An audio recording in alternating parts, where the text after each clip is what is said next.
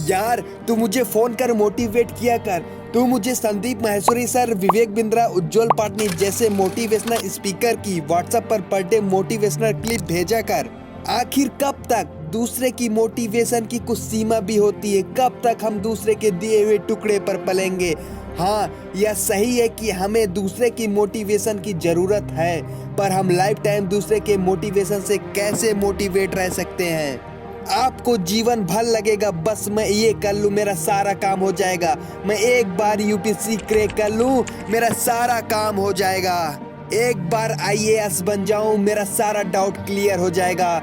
जब किसी को कोई जॉब नहीं मिल रही थी तो अगर जॉब मिल गई 50,000 से स्टार्टिंग हुआ, बस किसी तरह सैलरी 1 लाख हो जाए मेरी सारी प्रॉब्लम फिर तो खत्म हो जाएगी।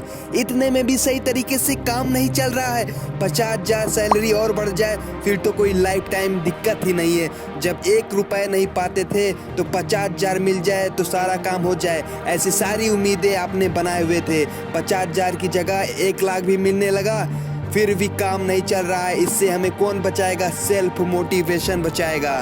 आप चाहे 1 लाख पाएं या 10 लाख, जीवन के हर दौर पर निराशा के क्षण आपको आते ही रहेंगे।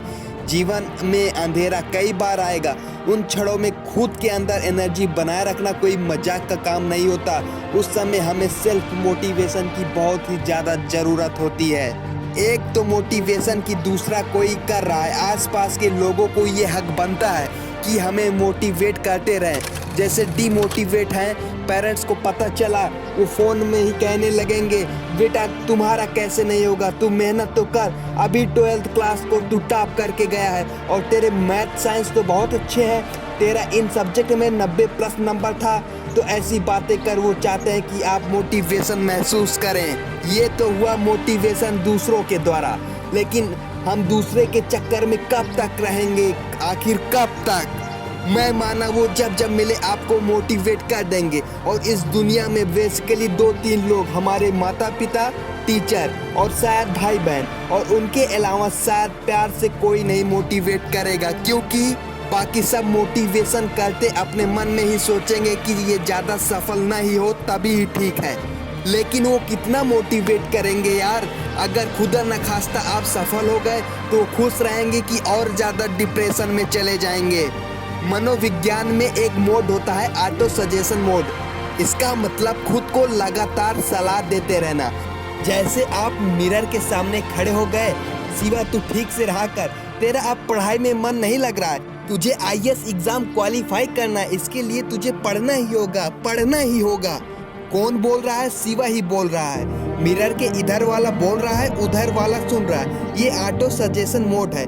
और कुछ लोग क्या करते हैं, ज़्यादातर स्टूडेंट्स को देखो, वो अपने नोट्स के लास्ट पेज में अपने कुछ थॉट्स को खाली टाइम पर जब पढ़ते पढ़ते बोर हो जाएंगे तो मन में जो थॉट्स चल रहा है लिख देंगे, फिर पढ़ेंगे। इससे वो सेल्फ मोटिवेट होते हैं।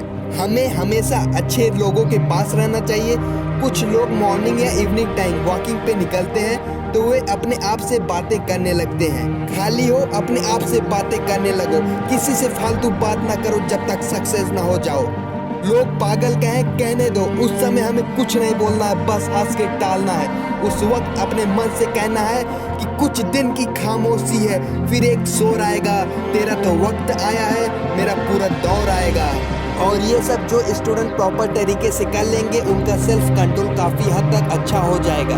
और जो व्यक्ति अपने आप से बात करना पसंद करता है, खुद को पर डे आधा घंटा भी देने लगा, मैं विश्वास के साथ कहता हूँ उसे दुनिया में किसी की भी मोटिवेशन की ज़रूरत नहीं है। जिसको जो कहना है कहने दो। अपने अंदर एक बात हमेशा याद रखना कि जिस पर जग हंसा है उसने आज इतिहास रचा है। जिस पर जग हंसा है